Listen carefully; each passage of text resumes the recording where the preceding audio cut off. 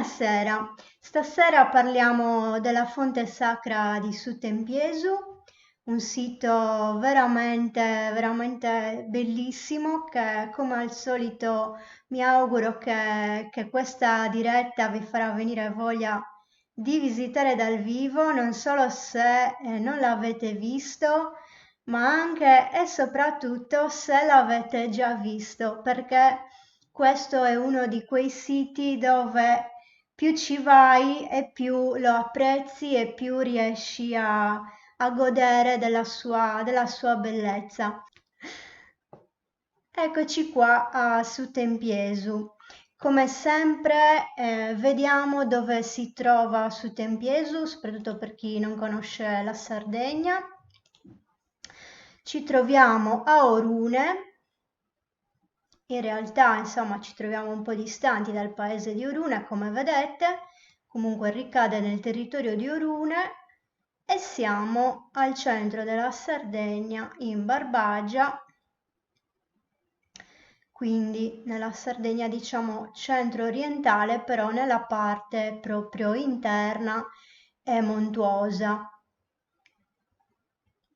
E questo appunto è il sito di Sutempiesu. Tra l'altro andare a Sutempiesu è quasi un vero pellegrinaggio, ancora oggi bisogna arrivarci a piedi, quindi purtroppo non tutti ci possono arrivare, però ha una bellezza questo percorso che è veramente speciale, perché è come se preparasse il visitatore ad arrivare in questo luogo sacro molto speciale, e soprattutto la bellezza anche della natura che si incontra, ecco, rende questo percorso davvero magico. Quindi, dopo che si è percorso tutto questo sentiero, si arriva giù. Purtroppo qua dalla foto si vede molto male, ma come sempre con i nostri potenti mezzi abbiamo almeno una foto che ci permette di avere una panoramica. Ecco, questo è l'arrivo del sentiero, si arriva al piazzale, vedete l'area, adesso poi vediamo tutto bene, del Temenos che circonda, comunque cinge l'area della fonte, e qua c'è la nostra fonte sacra. Purtroppo non ci possiamo andare dentro più di così, quindi stasera vi dovete accontentare delle foto, ma vi chiedo di fare un piccolo sforzo di immaginazione per immaginarvi di essere là. Bene, torniamo alle slide.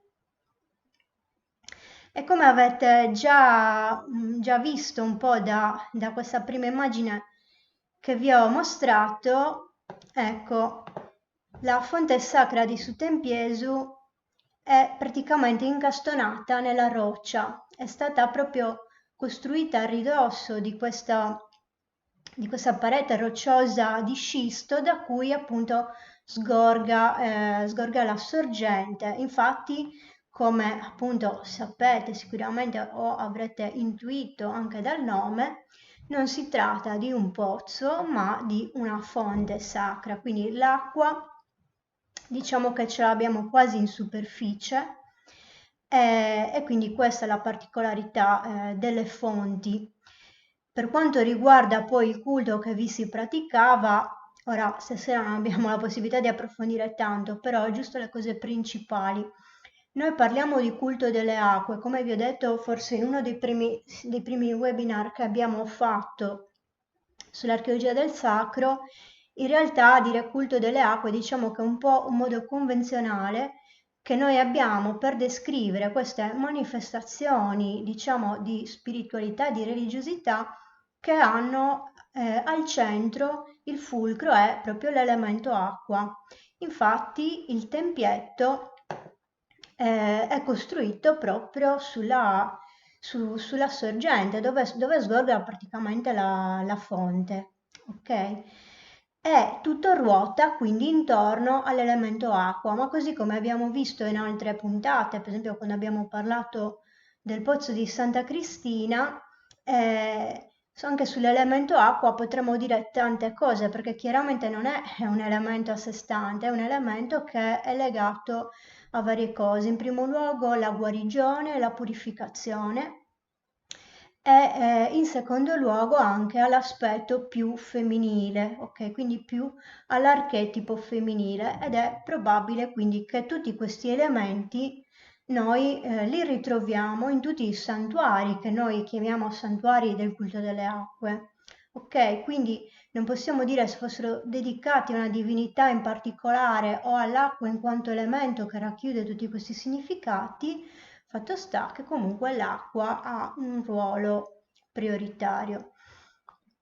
Tra l'altro su Tempiesu è purissima l'acqua e si può anche bere, penso una delle poche fonti nuragiche da cui si può bere direttamente l'acqua, perché il sistema nuragico di decantazione e filtraggio dell'acqua funziona ancora perfettamente, quindi l'acqua scorre, si depura appunto le impurità, decantano nella apposita fossetta e poi scorre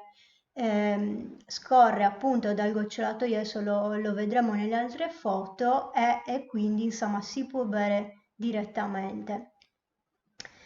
Quindi ora vediamo un po' meglio come è fatta, anzi no, prima parliamo della storia del sito e della scoperta e poi vi descrivo un po' meglio come è fatta. Allora, innanzitutto la fonte si conserva così bene, torniamo un attimo indietro, avete notato insomma che una delle caratteristiche anche per cui è così famosa su Tempiesu è il suo stato di conservazione eccezionale, quindi è praticamente l'unica in Sardegna ad avere la copertura così ben conservata. L'aspetto del monumento, così come si vede ora, è il frutto di un restauro che è stato effettuato negli anni 80, alla fine delle campagne di scavo moderne, diciamo che sono state fatte negli anni 80, sono stati integrati alcuni blocchi di questa parte della facciata, però diciamo che tutto il resto che voi vedete è originale ed è l'unica in Sardegna che è conservata così bene e tra l'altro è molto importante anche perché ci permette comunque di avere un punto di riferimento anche per la ricostruzione ideale di tutti quei monumenti che invece non si sono conservati così bene. Come ha fatto a conservarsi così bene su Tempiesu? Si è conservato così bene perché praticamente è stata completamente ricoperta da una frana. Non so se nell'immagine di Google siete riusciti ad avere la percezione che praticamente la fonte sacra è costruita in una gola abbastanza profonda, cioè bisogna camminare un bel po' in discesa fino ad arrivare là. Quindi diciamo che tutto il costone è abbastanza in pendenza. Per questo motivo probabilmente frane ce ne sono state diverse nel corso del tempo, ma in particolare quella che a noi interessa è la frana che è avvenuta nel IX secolo, quando il tempio era praticamente in piena fase di frequentazione. Per quanto riguarda la costruzione, la dobbiamo datare intorno al XII secolo, mentre appunto la frana è datata al IX secolo, questo ovviamente in base ai reperti che sono stati rinvenuti durante gli scavi e anche la tipologia architettonica e così via. Quindi cosa è accaduto? Che attraverso questa frana la parte superiore della copertura ovviamente si è rovinata, cioè è rovinata completamente, ma poi la frana ha ricoperto tutto e tale è rimasto fino al 1953, quando è stato ritrovato, appunto come vedete da questa foto, dai proprietari del terreno che appunto stavano facendo degli scavi per realizzare dei terrazzamenti, perché come vi dicevo il terreno essendo molto in pendenza non poteva essere utilizzato per coltivare, quindi loro volendo fare un orto stavano cercando di terrazzare il terreno e proprio durante questi lavori ritrovarono la fonte sacra che era praticamente tutta coperta. Quindi cosa trovarono? Trovarono la parte superiore. Si sapeva che c'era la fonte perché comunque l'acqua sgorgava, cioè sgorgava un po' da sopra, quindi appunto volevano utilizzare proprio quest'acqua per questo orto. Già ai tempi iniziarono dei primi scavi archeologici, ma poi non vennero, diciamo, completamente portati a termine e il monumento per 30 anni rimase poi abbandonato. Infatti questa è una foto che, così come altre figure, ho tratto dalla guida Delfino della Fadda. Ecco, questa è l'immagine di come si presentava il monumento prima degli scavi degli anni '80, quindi parzialmente portato alla luce e completamente ricoperto e circondato da vegetazione.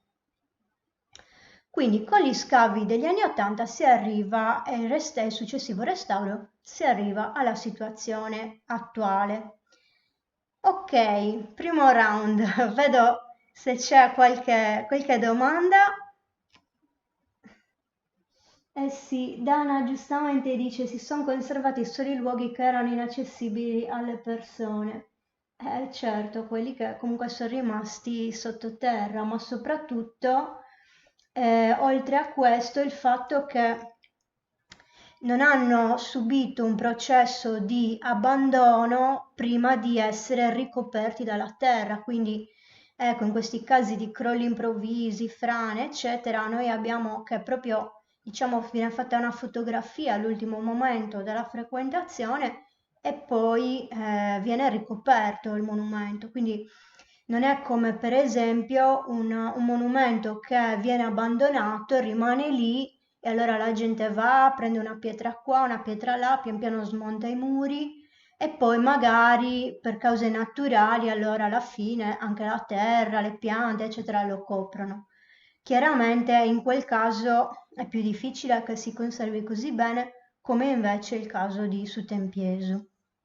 Ok, andiamo avanti e soprattutto per chi non lo conosce, vediamo un attimo la planimetria. Vedete, questo è il piazzale di fronte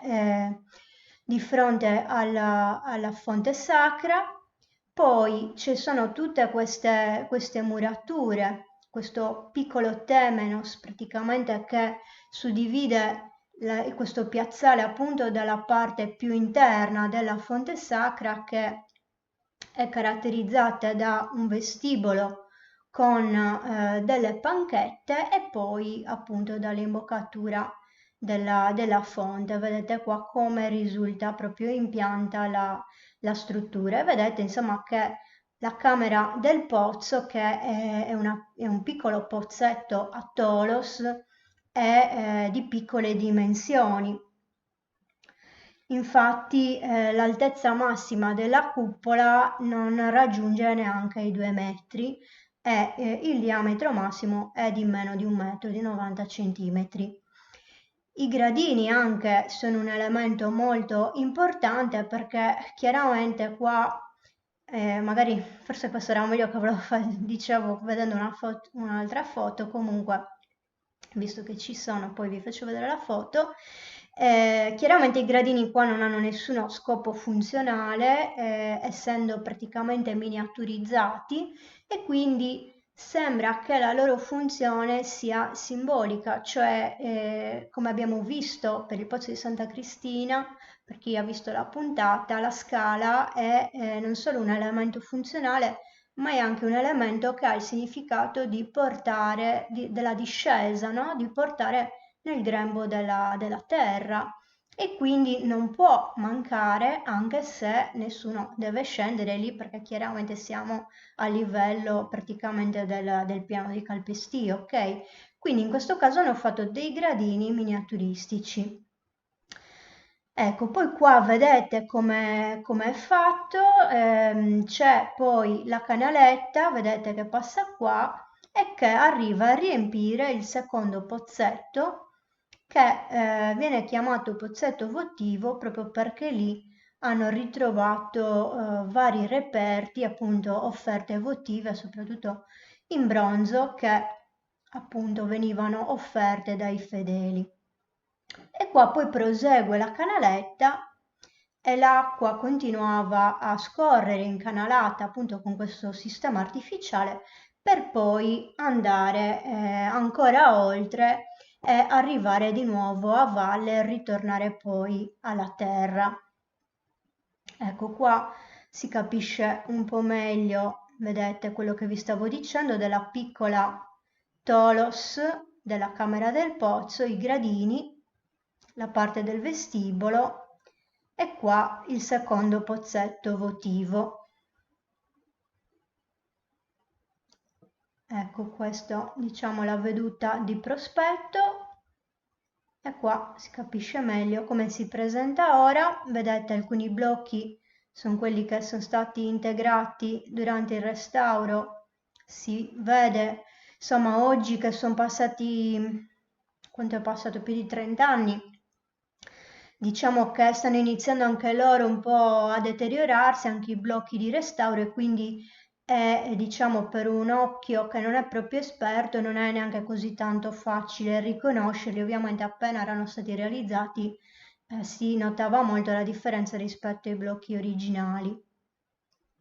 E qua vedete appunto il muro divisorio, no, del Temenos che vi dicevo prima, in cui è ricavato appunto il secondo pozzetto.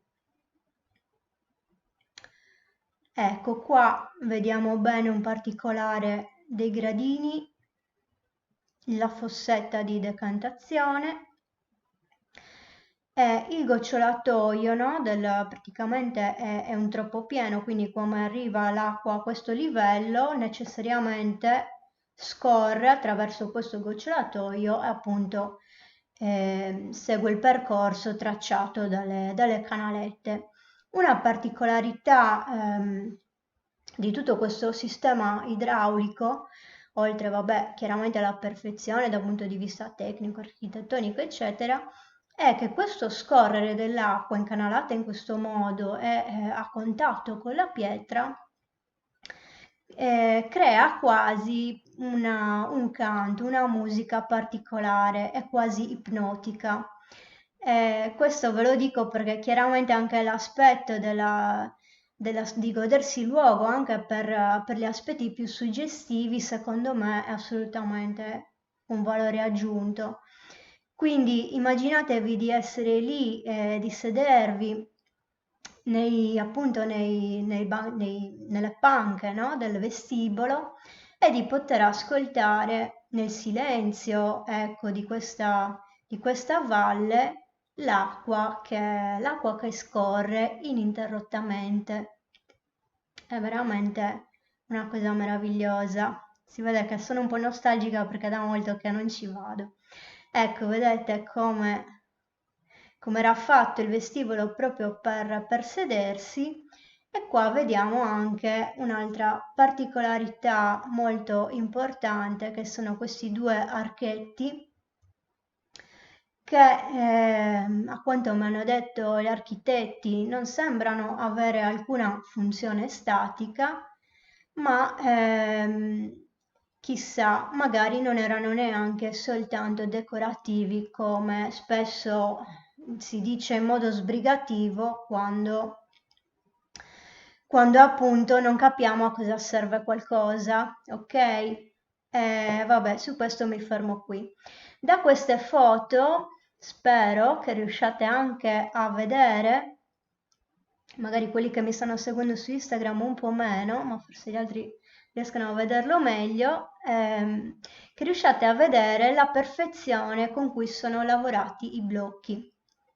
Soprattutto vedete per esempio questi angolari, ma anche gli altri. Le pietre di Suttempisu sono lavorate perfettamente, sono diverse tra loro e sono praticamente lavorate per stare ognuna al loro posto. La cosa importante da dire è che per ottenere questo effetto si è portata una pietra che è la trachite da parecchi chilometri di distanza. La trachite la troviamo nella valle del Tirso, qua chiaramente siamo abbastanza distanti, e tutta la roccia dei dintorni di Sutempiesu per la maggior parte è scisto, poi ci sono anche altri tipi di rocce, ma nessuna di esse è chiaramente adatta a una lavorazione così perfetta come quella che si può realizzare con la trachite. E quindi appunto ha questa caratteristica che in termine tecnico, no, viene chiamata tecnica isodoma, cioè con conci perfettamente squadrati. Ma come potete vedere non si tratta soltanto di realizzare dei conci squadrati a forma di parallelepipedo, ma veramente di realizzare ogni pezzo in modo unico, in modo che stia perfettamente al suo posto, ok? Quindi realizzando anche, vedete per esempio questi, degli incastri particolari, realizzando una linea perfetta. Insomma, diciamo che è un gioiello dell'architettura, per quanto le sue dimensioni non siano così imponenti come per esempio per altri monumenti nuragici, però comunque raggiunge un livello di perfezione veramente da lasciare a bocca aperta. In origine la facciata era alta poco meno di 7 metri, diciamo tutto intero.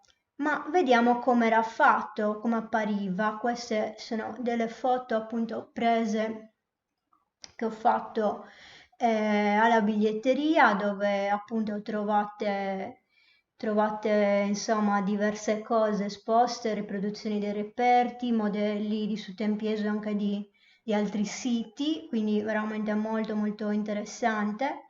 E qua appunto vediamo il modello ricostruttivo che ci fa vedere come era in origine la facciata con questo timpano così acuto, e chiaramente la ricostruzione è stata fatta, oltre che ipoteticamente allungando le linee della parte che si conserva al suo posto, anche molto importante il rinvenimento del concio apicale appunto che stava in cima.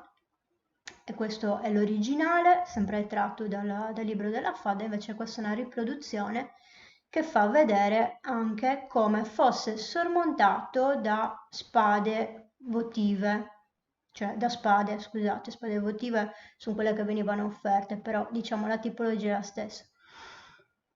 È singolare, ma abbastanza frequente, questa associazione dei templi delle acque con le spade, e anche questo fatto, insomma, di metterle come coronamento. Sicuramente anche in questo caso aveva un significato, chiamiamolo simbolico, ma probabilmente che era importante. Apro una piccola parentesi. Noi oggi, non so se questo l'ho detto altre volte, ma nel corso insomma di queste dirette di quest'ultimo mese, noi diciamo simbolico, nella nostra cultura simbolico vuol dire una cosa che non serve a niente in pratica, no? Perché noi abbiamo una cultura molto materialista, quindi se una cosa non ha una funzione, diciamo, materiale, pratica, per noi non serve a nulla.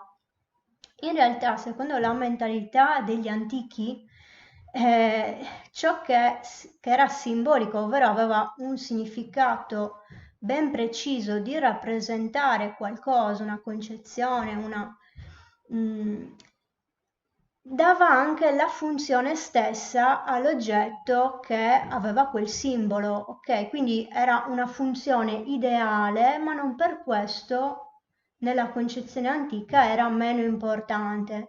Quindi diciamo che io uso il termine simbolico in questo senso, consapevole di tutta l'importanza che hanno i simboli nelle civiltà antiche, e che non è invece quella che diamo noi, perché noi appunto usiamo il termine simbolico quasi in modo, non dico dispregiativo, ma per dire che una cosa non è importante, mentre anticamente non era così. Ok? Quindi forse un giorno capiremo un po' meglio il significato di queste spade in cima. Ma andiamo avanti che sta facendo un po' tardi, come al solito, anzi prima guardo un attimo se ci sono domande.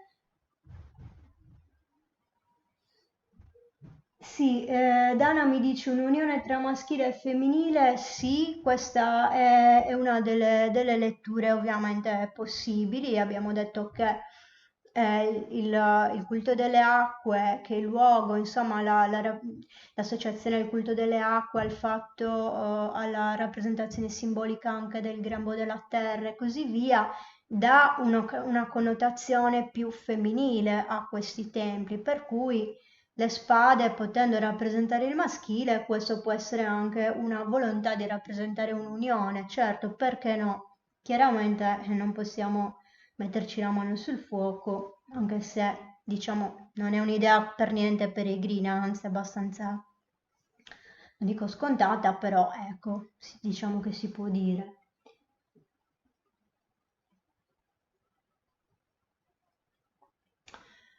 Allora, il concio apicale dovrebbe essere al Museo di Nuoro, l'originale, mentre in biglietteria appunto trovate la riproduzione, come vi dicevo, perché Barbara mi chiede dove si trova e nel restauro è stato preso in considerazione.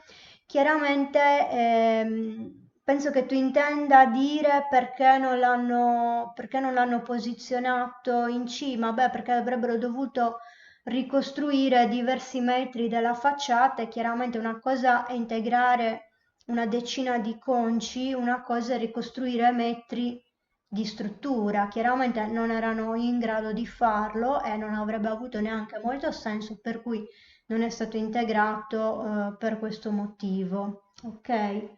Tanto diciamo che si capisce ugualmente come era fatto il monumento, non sarebbe stato corretto fare un'integrazione così massiccia.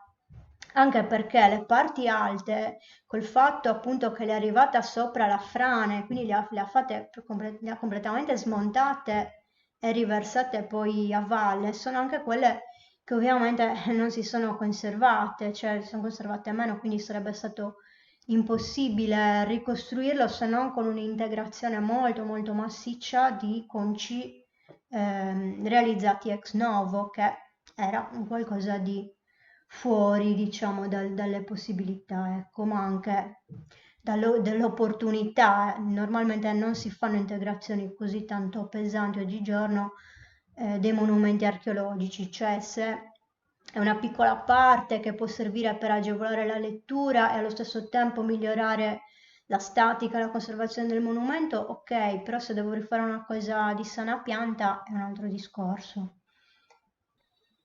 Allora, Paolo mi chiede se i blocchi, se gli archetti sono un unicum. Diciamo di sì per quello che è giunto fino a noi. Ok, chiaramente non avendo altre fonti sacre conservate così bene in elevato, non possiamo dire al 100% che in altri siti non ci fosse qualcosa di simile, anche se non possiamo neanche dire che ci fosse, ok? È sempre il solito discorso in archeologia, spesso ci dobbiamo un pochino accontentare, anzi non spesso, sempre ci dobbiamo accontentare di quello che abbiamo.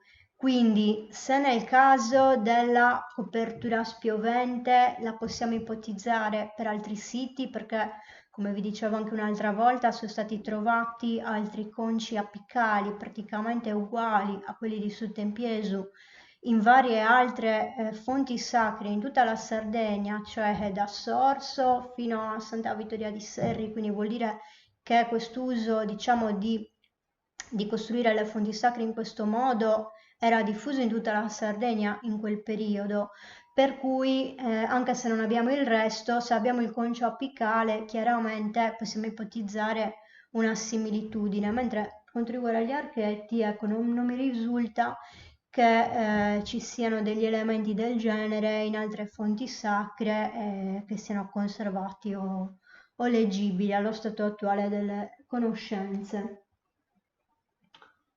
Allora. Dana mi chiede perché creare un secondo pozzetto.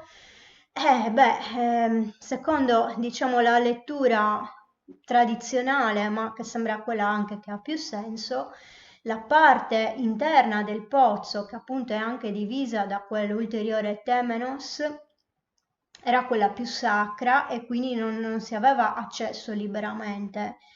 Quindi probabilmente un accesso riservato a chi officiava i culti, quindi sacerdotesse, sacerdoti oppure persone che dovevano espletare i riti appunto assistiti dalle sacerdotesse, dai sacerdoti, ma non doveva essere comunque ad accesso libero. Mentre invece il secondo pozzetto era il pozzetto, diciamo, a cui tutti potevano accedere e lasciare le proprie offerte. Come vi dicevo, tantissime offerte provengono proprio da quella zona. Per questo che diciamo è stato chiamato, cioè viene definito più che chiamato pozzetto votivo, proprio perché era il luogo destinato ad accogliere gli ex voto e quindi sicuramente i pellegrini che arrivavano andavano là a lasciare la propria offerta. Quindi vedete, questo è il secondo pozzetto, anche questo è realizzato in trachite, sebbene una parte del muro in cui è appunto ricavato sia in scisto, però la parte relativa al pozzetto è in trachite. Come vedete è ancora più piccolino, ma ha comunque tutte le caratteristiche di una mini Tolos, diciamo. E anche questo con la sua canaletta che in questa prima parte era scoperta e poi invece l'acqua continuava a scorrere nelle canalette, però le canalette erano coperte.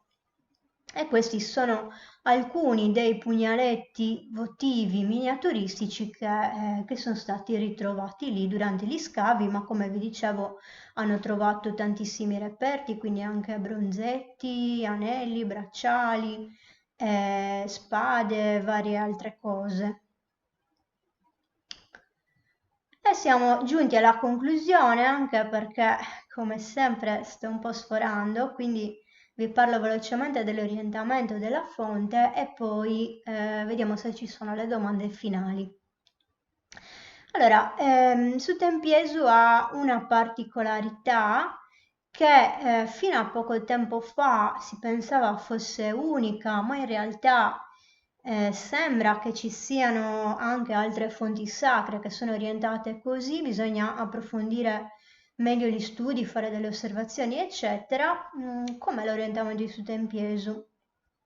Sutempiesu è orientato, cioè la facciata è orientata verso il punto in cui sorge il sole al solstizio d'estate. Questo particolare orientamento, poi parleremo appunto anche della possibile lettura simbolica, che anche qua è abbastanza ovvia potremmo dire.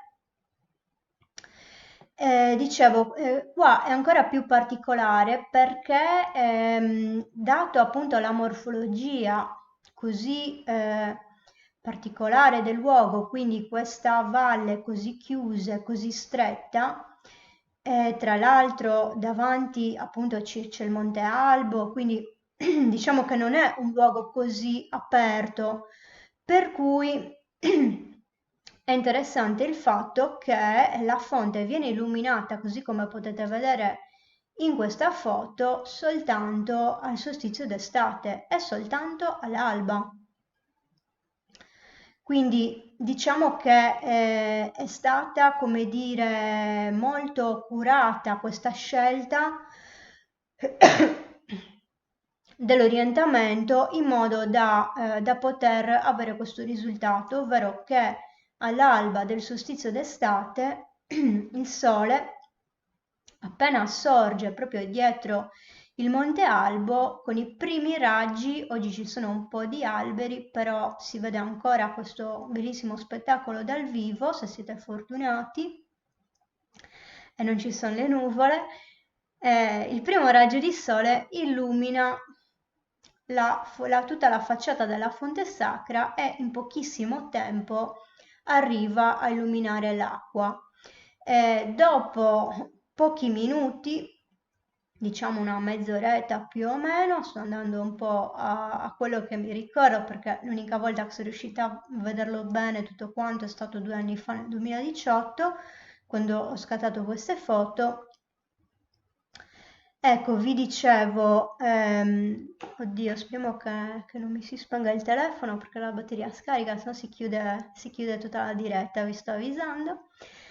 Dicevo, quindi il sole sorge, illumina l'acqua e poi dopo un po', mezz'ora, 40 minuti, si sposta, per cui questo effetto va a perdersi. È un effetto che dura pochissimo tempo, quindi soltanto durante i giorni a cavallo del solstizio è soltanto all'alba.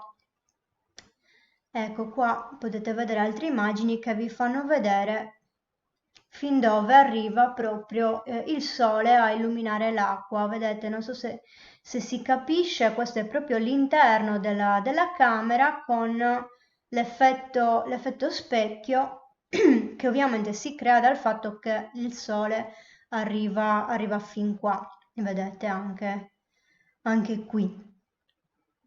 Come possiamo interpretare questo fenomeno? Ora, chiaramente il Sole è l'elemento fecondatore per eccellenza, quindi elemento maschile fecondatore. Abbiamo detto che la fonte ha un significato probabilmente femminile, per cui in questo caso si ha proprio l'unione del cielo e della terra, ecco, del maschile e del femminile, rappresentati dai raggi solari che fecondano e dall'acqua della fonte che rappresenta il grembo della terra. Ricordiamoci anche che il solstizio d'estate è il momento in cui il sole raggiunge il punto più alto nel cielo, quindi è il momento di massima luce, di massima luminosità di tutto l'anno, per cui ecco, anche questo è molto importante da tenere in considerazione proprio come momento dell'anno. Vi ricordate, abbiamo parlato altre volte